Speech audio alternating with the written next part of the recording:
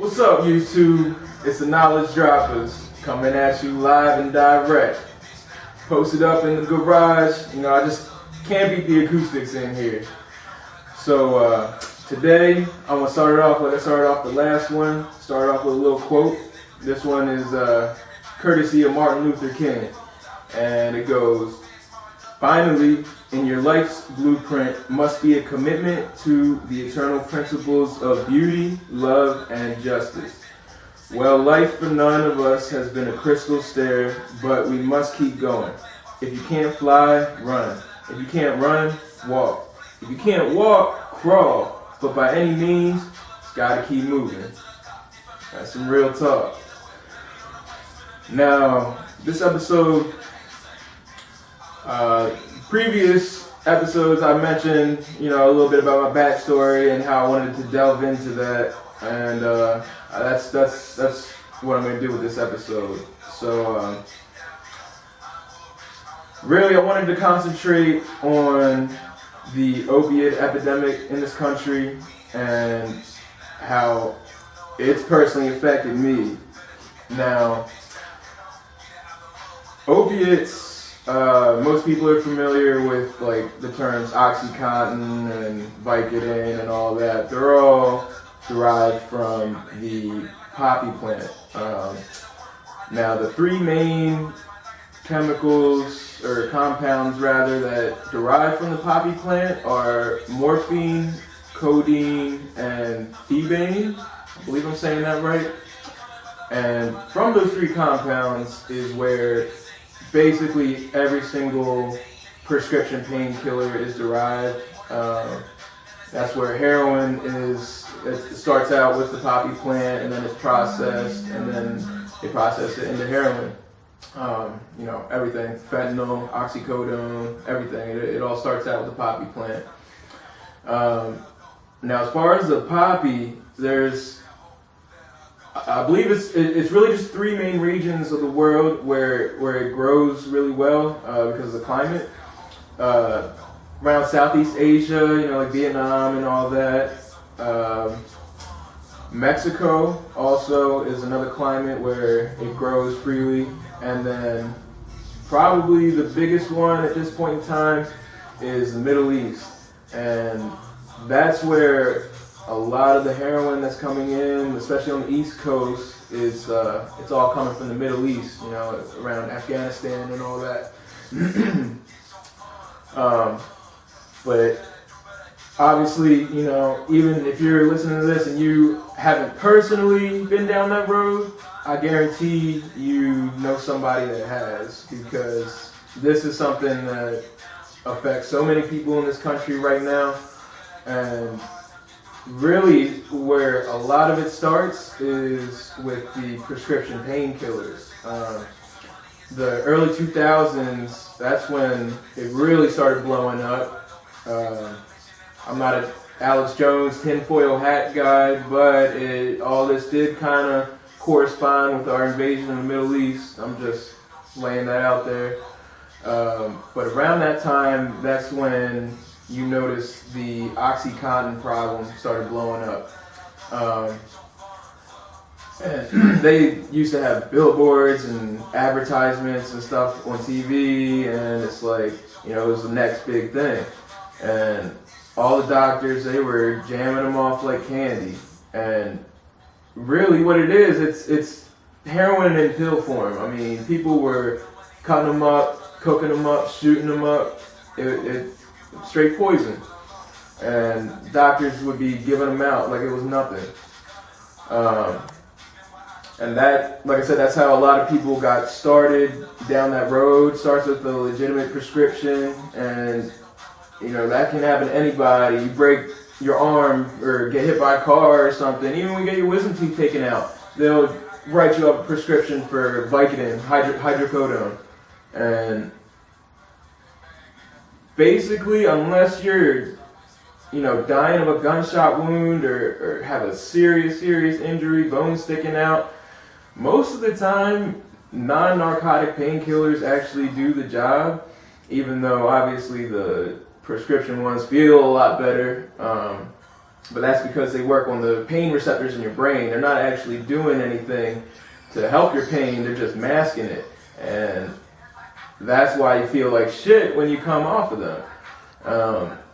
And the big thing with these doctors is they would jam off these prescriptions and you'd be on them for months on end, and then they just cut you off. You know, no warning, no nothing. Don't tell you about the withdrawal or the side effects or the serious addiction that could definitely follow. And I mean, literally, it doesn't discriminate. You know, literally your neighbor down the street. I mean, it could happen to anybody. And I was one of those people. It wasn't a injury or anything like that started me off, but I'd say around 15. That's when I started messing with that stuff. Before that, I mean, really, you know, I had a good childhood. My parents, they were always there for me. I don't know what the fuck happened to me, but I mean, I've always felt different from everybody, and I think a lot of that is because I'm very in tune with other people's emotions. It's hard to put into words, but basically, like, other people's pain, like, I feel that, and it was always, you know, always the damaged souls that would gravitate towards me, because I guess subconsciously they saw that too. I don't know. I mean, it's something that I've been thinking about for a while, like, what led me down this path. I mean, I started smoking weed when I was really young, and I'm not even gonna say it's a gateway drug or anything like that. What it really was I just popped that first perk, and it was game over. It was that, ladies and gentlemen. We had to adjust the angle a little bit. My cameraman's arms were getting a little tired, but we are back. I left off. I was saying, as soon as I did that first perk, it was game over. And the reason I say that is it just made me feel like everything I wanted to be. You know, confidence was through the roof. I didn't have to worry about looking high or anything like that, because it just made me feel like just a better version of myself. Whereas when I smoked weed and all that, I'd always be super paranoid, like, oh, I hope nobody knows that I'm high. But yeah, it was love at first sight, and unfortunately, a lot of people around me, they were doing it as well. And that, I mean, I kept that up for a couple years, all through high school, and then once I got out of high school, I noticed that, you know, the pills, they just weren't making me feel the same, and that's when I graduated onto the big boy, onto that dope. And that was half the price, if not less, and got you way more zooted. So, I mean, it was a no-brainer at that point. And here I am, you know, I was just out of high school, I was in college, I was going to community college, I was holding down 2 jobs, and at the same time, I had a pretty serious habit. And initially, I was just sniffing it, and I was able to keep it somewhat in check, but one time, you know, I mean, your tolerance, it builds up to anything, from coffee to heroin. I mean, your tolerance will build up, and it gets to the point where even sniffing it, you know, even that. All right, again, a million apologies. That is for sure the last interruption that we're gonna have. All the batteries are charged up, and we are good to go out here. But I left off saying that, well, you know, I've been sniffing it for a while, but even then, you know, it got to the point where even that wasn't enough. And I did eventually hit the last stop, and that was picking up a needle. And that was best and worst feeling of my life. Best because, you know, I mean, like, the feeling is incomparable. But at the same time, conversely, it was the worst feeling because I knew at that point there's no going back from that shit. I mean, once you start fucking with needles, it's like there's nowhere beyond that, you know. Like that's the last stop. I mean, and that was the beginning of the end for me. Once I knew I could do that, and I just went to town, and things progressively got worse and worse. The two jobs that I was holding down, wasn't able to hold them down anymore, had to leave both of them. Ended up failing out of college. You know, I just basically every bad thing that could happen pretty much did happen. Lost countless friends, countless more that ended up getting locked up, and all from a direct result of that lifestyle that I now immersed myself in. And it's just really surreal to think about because, like I said, I mean, I had a great family, you know, and they cared a lot about me, and it's like, how the fuck did I end up here? But at that point, you know, the worse I got, the more apathetic I got about the whole situation, to the point where, and this is it kind of hard to admit, but I was at the point where I was totally resigned to the fact that I was gonna die a fucking junkie. And it was at that point where I just gave up hope. I mean, I just was like, well, I guess this is my life now, you know? And I had tried to get clean a couple times, but I mean, every single one of those times, it was really just to please everybody around me. I wasn't doing it for myself, and that's exactly why it didn't work. And I kept that up for a few years, and then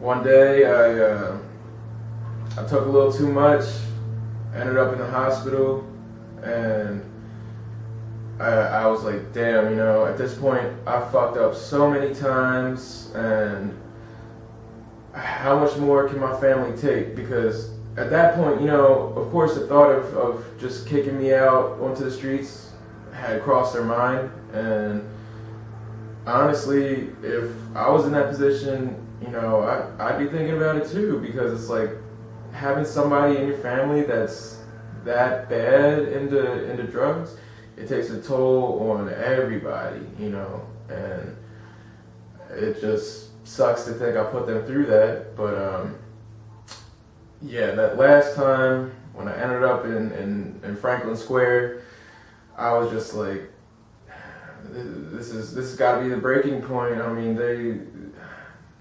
they're not gonna be very pleased when they hear about this shit. I just started a new job, and you know, from the outside looking in, it looked like I was doing good.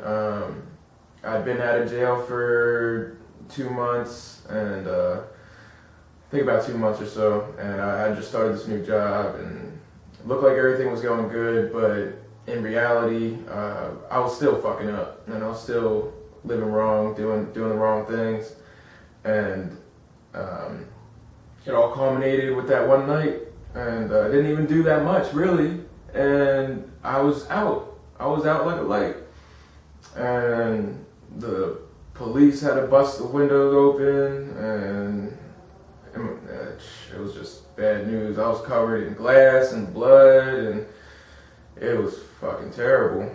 And like I said, I ended up in Franklin Square.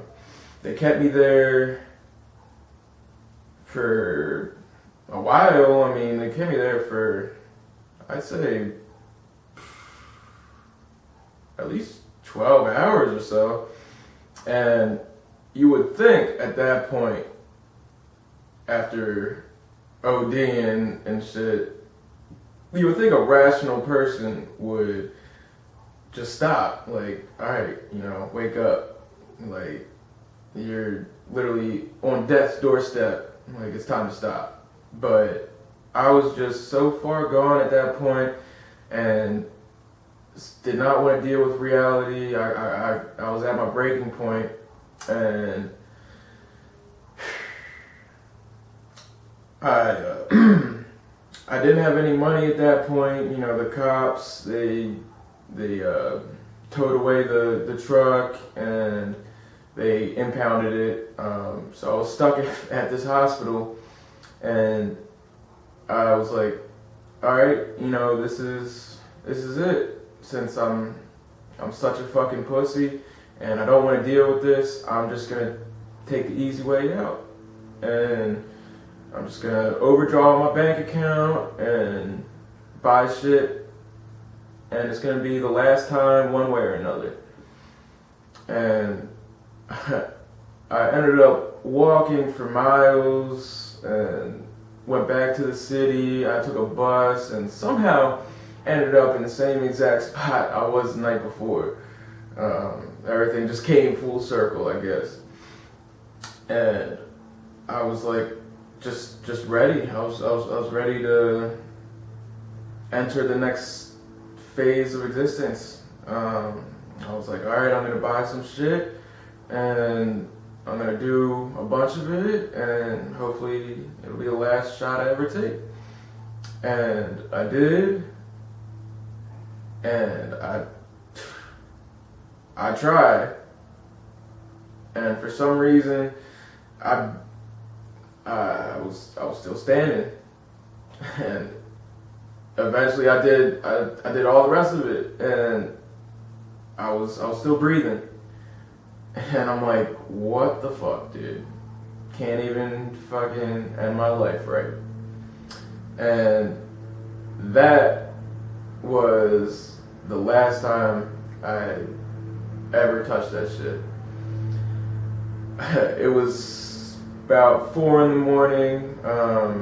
I'm fucking high out of my mind, and I'm like, alright, now I literally have nothing. I already overdrafted the bank account and all that stuff, and I got nothing. I think I had like $2 or $3, whatever it was, for a bus pass. My phone was dead. I'm sure my family was beside themselves, wondering what the fuck happened to me. And eventually, I was like, all right, you know what? I'm gonna find a charger. I'm gonna charge my phone, and I'm gonna ask somebody to pick me up, like one of my family. And I took a bus. I just remembered this shit. I took a bus. I think I was trying to head towards my grandma's house, but I ended up falling asleep on the bus, because at that point I'd been awake for like probably almost 48 hours straight, and I ended up falling asleep, and I wound up miles away. I don't even remember. I think I ended up in Dundalk or something, and I was like, dude, what the fuck? I was like, yo, like, as if things couldn't get any worse. And I ended up calling my grandmother up, and she came and picked me up, and oh, I totally forgot, but when it was 4 in the morning and I was waiting for the bus. I ran into this random dude on the street, and I actually approached him to ask him, because I forgot like what time the bus started coming, and we ended up talking for like an hour straight, man. We were talking about everything, and I told him all the shit that I had been through in the last 24 hours, and he's just like, Jesus, man. Well, you know what? You just gotta fucking keep it real with your family, because at the end of the day, that's all you got, man. And I took those words to heart, and I wish I knew where he was. You know, I'd love to holler at him and tell him like, yo, from that day, like, I never touched that shit again. And yeah, but anyways, my grandmother ended up picking me up. God bless her. She's a wonderful person, always there for me. And ended up going back to my parents' house to face the music. I was just like, fuck. I was not trying to deal with this shit. But I did, and somehow my parents still were there, but like just seeing the look on their faces, can't even describe how that made me feel. Like, not even necessarily the anger side of it, but just like seeing the look in their eyes, on their faces, that shit killed me. And I was like, I just had that moment of clarity that everybody talks about, and I'm just like, I am fucking tired. I am so tired of this shit. I'm tired of waking up sick, having to roll over and do some shit just to feel like a normal human being.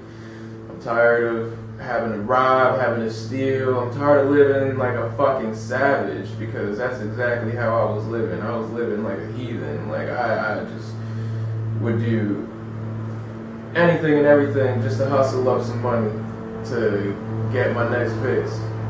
And that wasn't me.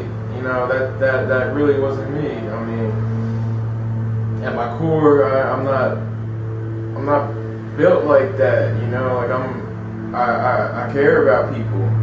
I really do. I care a lot about people. And the way I was living, you know, you would think the exact opposite. You're like, dude, this guy doesn't give a fuck about anyone or anything. But really, I was just getting high and just fucking numbing myself to everything and not having to deal with shit. And yeah, I mean, that's a big reason why I kept going, because even though all this bad shit was happening, I was like, you know what, I can still get high and, you know, just fucking forget about it for a couple hours. And then it wears off. And then you're like, well, damn, I guess I gotta do some more. But yeah, I ended up that day, you know, my parents, they were like, well, I mean, this is it, you know, it's your last fucking chance. They signed me up for outpatient rehab, which is basically like you don't stay there like inpatient. Inpatient rehab is usually at least 30 days, which I did that too, but that didn't end up working out. But the outpatient rehab, it's basically like you go there, I believe for that, for the first month I was there or something like that, it was 3 or 4 nights a week. And then after that, it was maybe once or twice a week. But I decided, you know, I'm gonna really give this a shot, because not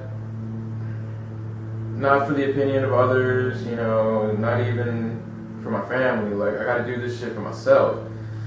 Because really the only 2 alternatives that come from living that lifestyle is, as they say, jails and death. I mean, well, they say jails, institutions, and death, but it's all the same shit. Jails and death. That's the only 2 ways you're making it out. And it sounds cliche, but I mean, that is some real shit. And I saw it firsthand. And I figured, you know, I wanna live. I wanna start living up to this potential that everybody tells me I got. And I ended up getting on Suboxone for the first. What I did, I was prescribed it for 6 months, but during the last few months, I tapered myself off because I know that the way the doctors do it, they decrease your dose really big, but with something like Suboxone, it's got a very long half-life, so it stays in your system for a really long time. So if you're coming off of it, you want to very slowly taper yourself off. And so what I did, I would just take, you know, a little bit less each day, and I would just save the rest of it, and that way I was able to draw it out a lot longer, and it made coming off of it a lot easier, because otherwise you'd be withdrawing and feeling like shit, and then of course, you know, the thought of going back and getting high, that would definitely be crossing your mind. But the way that I did it, I was down to the point where I was taking like a fraction of a milligram, and then I just jumped off from there, and I felt fine. And at that point, you know, I was working out every day, and you know, I was doing my thing, ended up getting a new job, and I was just living life, you know. And as I started living right, things in my life started falling into place, and you know, I'm definitely blessed to still be breathing, because so many people that I knew that can't say that same shit. And you know, going through all that stuff, it really kind of tells me that, you know, I'm here for a reason. I'm here to help other people that are struggling with similar stuff, or struggling with anything, because I mean, yeah, like I was pretty much able to completely rewire my brain. And the reason I say that I don't regret any of it is because that proved to me that if I can beat that demon, which I would definitely describe it as a demon taking over your soul, if I could beat that motherfucker, then there is not shit I can't do. Because once you start fucking with dope, you're not supposed to make it out of that shit alive. It's very small percentage of people that start doing that shit and make it out alive. I don't have the exact figures or anything like that, but definitely like probably not even 10%, and probably not even 5%. And yeah, I mean, now I'm out here, I'm living in California, I'm out here dream chasing, and you know, I'm very happy with where my life's at right now, and I've got a lot of big things that I'm working on, and I'm more motivated than ever. But that's all I've got for today. Well, today and the other day too, because I've had to split up the filming into 2 different days. But anyways, you know, appreciate y'all tuning in. Just dropping a little knowledge for you guys. Thank you, and have a blessed rest of the day.